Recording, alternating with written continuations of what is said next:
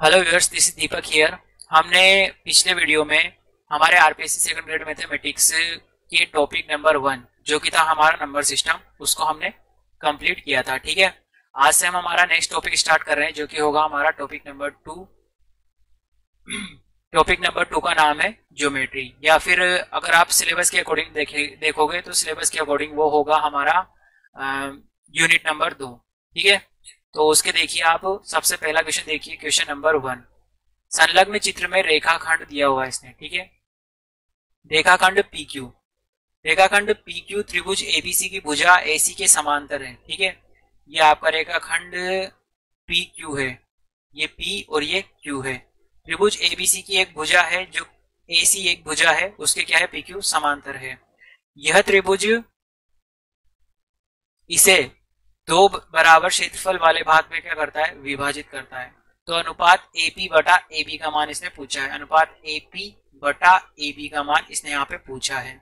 चार ऑप्शंस आपके ये रहे, इस प्रकार है। ठीक है, अब ये जो क्वेश्चन है आपके एनसीईआरटी जो बुक है आपकी, ठीक है, एनसीईआरटी बुक का एग्जाम्पल नंबर 9 जो है वो सेम एज इट इज है, बस थोड़ा सा इसके ट्राइंगल के नाम और थोड़ा सा डेटा चेंज है।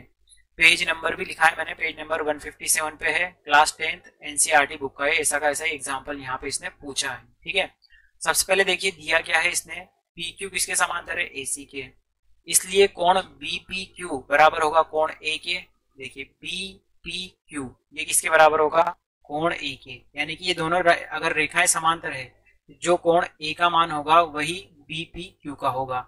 और इसी प्रकार कोण बीक्यूपी, देखिए यहाँ पे बी क्यू पी, ये वाला एंगल किसके बराबर होगा, कोण सी के बराबर होगा। यानी कि ये दोनों कोण क्या होंगे, समान होंगे, क्योंकि ये दोनों रेखाएं कैसी है, समांतर है, संगत कोण है ये। ठीक है, इसलिए त्रिभुज एबीसी किसके समरूप होगा, त्रिभुज बीपीक्यू के। ठीक है, एबीसी किसके समरूप होगा, पी बी क्यू के समरूप होगा। ठीक है, ये छोटा वाला त्रिभुज और ये बड़ा वाला त्रिभुज दोनों क्या होंगे, समरूप होंगे, ए समरूपता, यानी कि एंगल एंगल समरूपता नियम से। ठीक है, कोण कोण समरूपता नियम से।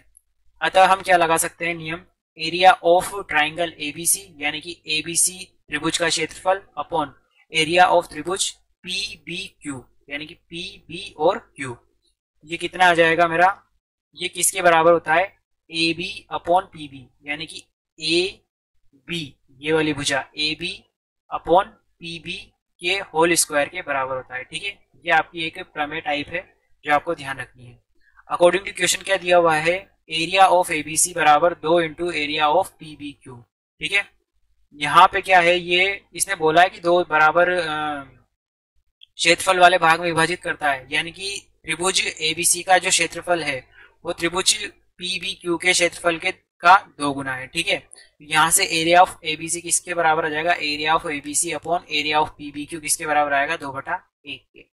फिर क्या करेंगे हम, समीकरण 1 और 2 से, समीकरण 1 मैंने इसको दिया है। ठीक है, 1 और 2 से क्या आ जाएगा, इनका यहाँ ये लेफ्ट साइड सेम है तो राइट साइड भी सेम होगा, तो इससे क्या मिलेगा, A B upon P B का होल स्क्वायर बराबर 2/1। यहाँ से A B upon P B कितना आ जाएगा, √2/1। तो यहाँ से P B upon A B, इसको मैंने हर को अंश में लिख दिया, अंश को हर में लिख दिया, तो P B upon A B कितना आ जाएगा हमारा, 1/√2। फिर मैंने क्या किया, दोनों साइड से 1 माइनस किया, तो ये आ जाएगा 1 minus P B upon A B, यहाँ से भी 1 माइनस 1/√2। इसका एलसीएम लेके सोल्व करेंगे तो आ जाएगा A B minus P B upon A B बराबर √2 माइनस 1/√2। यहाँ से भी एलसीएम लिया -1 करने पे, ये एलसीएम लिया √2 और फिर -1/√2। फिर इसके बाद यहाँ पे आप ट्राइंगल में देखिए, ए बी में से अगर मैं पी बी घटाऊं, जैसे ए बी में से मैं अगर पी बी घटाऊंगा तो क्या बचेगा, ए पी बचेगा। ठीक है, तो ये मैंने लिख दिया A P upon A B, कितना आया, √2 माइनस 1/√2। ठीक है, अब इसने इस प्रकार का कोई आंसर दे नहीं रखा है ऑप्शंस में, तो उससे इसका क्या करेंगे, परिमेयकरण कर देंगे। परिमेयकरण √2/√2 गुणा कर दिया अंश और हर में, तो क्या आ जाएगा, √2 कोष्टक में √2 माइनस 1/2, √2 इंटू √2 2 हो जाएगा। ठीक है, तो इससे क्या मिलेगा मुझे, 2 माइनस √2/2, जो कि क्या है हमारा सही आंसर है। कौन सा ऑप्शन सही होगा हमारा, ऑप्शन नंबर 4 क्या होगा, करेक्ट आंसर होगा। ये जो एक थ्योरम है जो हमने काम में ली है इस वाली, इसमें क्या थ्योरम है देखिए, आप एक बार देख लीजिए, चाहे तो आप इसको नोट भी कर सकते हैं।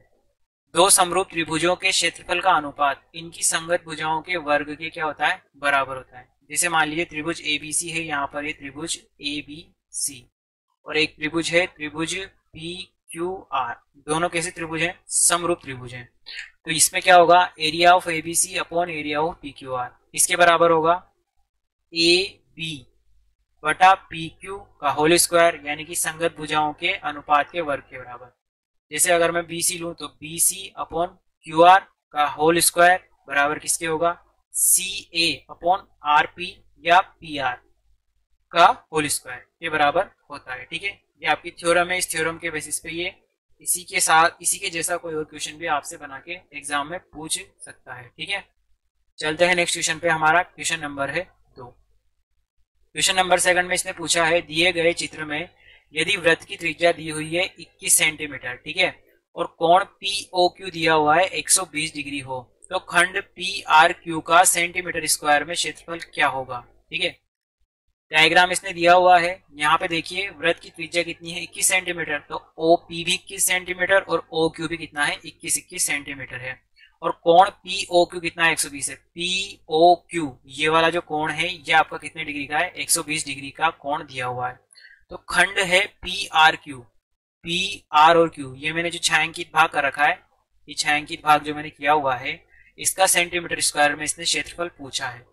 इसी डायग्राम को मैंने यहाँ पे दोबारा बना दिया, ये POQS, ठीक है, और ये आपका यहाँ पे कहीं पे R बिंदु बना लो आप, ताकि आपका खंड PR और Q बन जाएगा। ठीक है, ये इसका इसने PR और Q इस खंड का, इस त्रिज्य खंड का इसने लघु त्रिज्य खंड का क्षेत्रफल हमसे पूछा है क्वेश्चन में। ठीक है, तो OQ बराबर कितना है, 21 सेंटीमीटर, इसके घटक करने पर। ठीक है, फिजिक्स में आपने घटक पढ़े होंगे, जैसे आपको कोई ये रेखा है, ठीक है, OP बोल सकते हो इसे, OP बोल दिया अगर मैंने, अगर इसकी लेंथ OP है तो इसके दो घटक करते हैं लंबवत डायरेक्शन में। ठीक है, अगर मान लो ये एंगल कितना है आपका थीटा, तो इधर वाला घटक आता है आपका OP कोस थीटा, और ऊपर वाला घटक आएगा आपका OP साइन थीटा। ये दोनों आपस में कैसे होते हैं, 90 डिग्री पे होता है, लंबवत होता है घटक। ठीक है, तो OQ बराबर 21 सेंटीमीटर, जैसे यहाँ पे देखिए आप O और Q, ठीक है, ये एंगल 60 डिग्री है, तो इसके मैं घटक करूंगा तो क्या आएगा, SQ, यानी कि OQ के मैं घटक करूंगा तो एक इस दिशा में आएगा और एक इस दिशा में आएगा।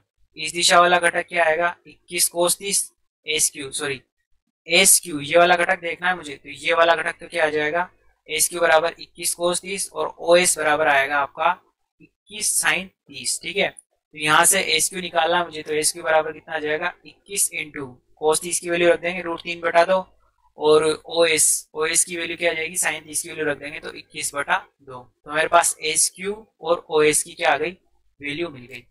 फिर इसके बाद एरिया ऑफ ट्राइंगल QOS, यानी कि मैंने क्या किया, कौन से त्रिभुज का क्षेत्रफल निकाला, QOS का, QO और S का मैंने क्या निकाला, क्षेत्रफल। कैसा आएगा भाई, 1/2 इंटू आधार इंटू ऊंचाई, तो आधार तो मैंने किसको ले लिया, SQ को, और ऊंचाई क्या हो गई, OS। ठीक है, तो इनको गुणा किया तो क्या मिला मुझे, 21 का होल स्क्वायर √3/8। ठीक है, अतः एरिया ऑफ POQ, इसी प्रकार POQ का, ट्राइंगल POQ का एरिया क्या हो जाएगा, 2 इंटू 21 का स्क्वायर √3/8, यानी कि इसका कितना हो जाएगा, दुगना, इसका दुगना हो जाएगा। ठीक है, इसी को थोड़ा सा सोल्व करेंगे तो अपॉन में 4 आ जाएगा। अब उसके बाद मैंने क्या किया, वृत्तखंड POQRP का क्षेत्रफल लिखा, POQR और P, यानी कि यहां से लेके ये आपका जो पूरा वृत्तखंड है, ये पूरा वृत्तखंड यहां से लेके एक O से लेके P तक, O से लेके P तक, और O से लेके Q तक, और इधर भी PR और Q, ये पूरा जो आपका लघु वृत्तखंड है, इसका क्षेत्रफल क्या होगा, कितने डिग्री एंगल बन रहा है, टोटल 120 डिग्री का। तो 120 डिग्री कितने अंश में से है, 360 अंश में से, इनटू एरिया ऑफ सर्कल, जो आपका पूरे सर्कल का एरिया है उसमें से 120 अपॉन 360 डिग्री का एक पार्ट है ये पूरा वृत्तखंड, तो क्या आ जाएगा, एरिया ऑफ सर्कल अपॉन 3। ठीक है, तो यहां से क्या जाएगा, एरिया ऑफ POQRP बराबर कितना आएगा, POQR और P, यानी कि इस पूरे वृत्तखंड का क्षेत्रफल कितना आ जाएगा, खंड यहाँ पे थे अपन, कितना आ जाएगा, πr²/3, यानी कि पूरे सर्कल का जो आपका क्षेत्रफल है उसका कितना आ जाएगा, 1/3 भाग, ठीक है। तो ये आ गया पाई आर स्क्वायर बाई 3। तो यहाँ पे पाई का मान रख दिया 22/7, और सॉरी पाई आर क्यूब नहीं आएगा, पाई आर स्क्वायर आएगा। तो यहाँ पे 22/7 रख दिया, आर की वैल्यू 21, ये 21 का स्क्वायर बटा 3। इसके बाद अपन ने क्या किया, 7 या 21 हो गया, तो 21 का स्क्वायर था, तो ये आएगा मेरा 22 इंटू 21। इसके बाद खंड पी आर क्यू का क्षेत्रफल पूछा इसने, तो पी आर और क्यू का क्षेत्रफल कैसे निकलेगा, इस पूरे वृत्तखंड के क्षेत्रफल में से इस वाले ट्राइंगल का क्षेत्रफल हटा देंगे, तो क्या आएगा, खंड P O Q R P का क्षेत्रफल माइनस त्रिभुज पी ओ क्यू का क्षेत्रफल। इसको सोल्व करेंगे तो फाइनली मुझे क्या मिलेगा, 21/4, 88 माइनस 21√3, ठीक है। तो सही आंसर कौन सा होगा हमारा, ऑप्शन नंबर 2, जो कि है हमारा सही आंसर होगा 21/4, 88 माइनस 21√3 हमारा क्या होगा, सही आंसर होगा, ठीक है। काफी अच्छा क्वेश्चन था, थोड़ा कैलकुलेटिव क्वेश्चन था, लेकिन अच्छा क्वेश्चन था, ठीक है। आगे देखिए क्वेश्चन नंबर 3 है हमारा। क्वेश्चन नंबर 3 में क्या पूछा है इसने, दो भुजाएं दे रखी है 8 सेंटीमीटर और 11 सेंटीमीटर, और परिमाप क्या है, 32 सेंटीमीटर वाले त्रिभुज का क्षेत्रफल किसके बराबर होगा, ठीक। तो सबसे पहले इसने क्या दिया हुआ है, परिमाप दिया हुआ है। परिमाप अगर मान लो हम एक ट्राइंगल के बारे में जानते हैं, जैसे मान लो कोई त्रिभुज है हमारा, ठीक है, त्रिभुज है ए बी सी त्रिभुज है, ये ए बी और सी त्रिभुज है। तो ए शीर्ष के सामने वाली भुजा को स्मॉल ए बोलते हैं, बी शीर्ष के सामने वाली भुजा को स्मॉल बी बोलते हैं, और सी शीर्ष के सामने वाली भुजा को स्मॉल सी बोलते हैं। तो परिमाप कितना आ जाएगा, ए प्लस बी प्लस सी बराबर 32 सेंटीमीटर। तो ए बी का वैल्यू रख दिया मैंने, और परिमाप का वैल्यू इसने दिया था, तो सी का वैल्यू मैंने यहाँ से निकाल लिया, 13 आया। फिर उसके बाद मैंने एस निकाला, ठीक है। तो एस क्या होता है, A plus B plus C by 2, तो यहाँ से मिला मुझे 16। फिर ट्राइंगल का एरिया क्या हो जाएगा, अंडर रूट के अंदर S into S minus A into S minus B into S minus C, value put करेंगे, सोल्व करेंगे, तो आपको कितना आ जाएगा, 8√30 का आंसर आएगा। तो क्या आंसर होगा सही, ऑप्शन नंबर 3 क्या होगा हमारा सही आंसर होगा, 8√30 वर्ग सेंटीमीटर। नेक्स्ट है हमारा क्वेश्चन नंबर 4, काफी इजी क्वेश्चन है, डायरेक्ट बस आपको देख के टिक करना है। एक त्रिभुज की माध्यिकाओं का संपाती बिंदु, यानी कि जो आपके त्रिभुज की माध्यिकाएं होती है उनका कटान बिंदु या उनका मिलान बिंदु क्या कहलाता है, ठीक है। पूछा है इसने 4 ऑप्शन से, अंतः केंद्र, परिकेंद्र, लंब केंद्र या केंद्रक। तो देखिए मैंने थोड़ा सा आपको ट्रायंगल बना के दिखाया है, ए बी सी त्रिभुज है आपका, फिर उसके बाद D E F, A D क्या है, माध्यिका है, बी ई भी माध्यिका है, और सी एफ भी क्या है, माध्यिका। माध्यिका कैसे मिलती है, सभी भुजाओं के मध्य बिंदुओं को सामने वाले शीर्ष से मिलाने से मुझे क्या मिलेगी, माध्यिका मिलेगी। माध्यिकाओं का प्रतिच्छेद बिंदु क्या कहलाता है आपका, जी से डिनोट करते हैं, और वो क्या होता है हमारा केंद्रक, इसको इंग्लिश में बोलते हैं हम सेंट्रोइड, ठीक है। ये होगा हमारा सेंट्रोइड। तो ऑप्शन नंबर 4 क्या होगा हमारा सही आंसर होगा, केंद्रक या सेंट्रोइड। देखो नेक्स्ट क्वेश्चन है हमारा क्वेश्चन नंबर 5। क्वेश्चन नंबर 5 में क्या है, चित्र में एडी, एई तथा बीसी एक वृत्त की क्या है, स्पर्श रेखाएं हैं जो डी, ई तथा एफ पर मिलती हैं। देखो ये आपका त्रिभुज है, सॉरी त्रिभुज नहीं है, वृत्त है, ये क्या है आपका वृत्त। तो एडी, एई तथा बीसी, ए डी, यहां से ये है ए और ये बिंदु है डी, ये स्पर्श रेखा है, और ए ई ये भी क्या है स्पर्श रेखा, और बी सी ये भी क्या है आपकी स्पर्श रेखा, जो कि क्रमशः ई, डी और एफ बिंदुओं पर वृत्त को क्या कर रही है, स्पर्श कर रही है, ठीक है। तो इसने पूछा है कि कौन सा वाला संबंध जो है इनमें से सत्य कथन होगा। 4 कथन दे रखे इसने। सॉल्यूशन देखिए, एक बिंदु से किसी वृत्त पर डाली गई दोनों स्पर्श रेखाओं की लंबाई क्या होती है, बराबर होती है। यानी कि किसी भी वृत्त पर किसी बाह्य बिंदु से अगर मैं स्पर्श रेखा खींचूंगा तो वो स्पर्श रेखाओं की लंबाई क्या होंगी, समान होगी, ठीक है। तो अतः क्या आ जाएगा मेरा, एडी बराबर किसके आ जाएगा, ए ई के बराबर, और बी डी किसके बराबर आ जाएगा, बी एफ के बराबर। तो बी डी किसके बराबर होगा, बी डी बराबर होगा बी एफ के, क्योंकि ये जो बिंदु बी है, ये बिंदु बी से भी मैंने एक तरह से स्पर्श रेखा खींची है जो कि बी सी और बी डी बनेगी। तो यहाँ से बी से डी की दूरी और बी से सी की दूरी भी क्या होगी, बराबर होगी, ठीक है। बी डी और बी एफ, सॉरी बी से सी की नहीं, बी से एफ की दूरी, और एफ सी किसके बराबर होगा, ई सी के। इसी प्रकार एफ सी किसके बराबर होगा, ई सी के, यानी कि बिंदु सी से मैंने स्पर्श रेखाएं खींची, सी एफ और सी ई, तो वो दोनों की लंबाई अभी क्या होगी, बराबर। तो अतः 2AD किसके बराबर आ जाएगा, 2 इंटू AD, यानी कि AD का 2 गुना किसके बराबर होगा, AD प्लस AE के, AD प्लस AE के बराबर। यहां से क्या आ जाएगा, AB plus BD plus AC plus CE। फिर उसके बाद AB प्लस ये हो जाएगा BF प्लस FC और प्लस AC।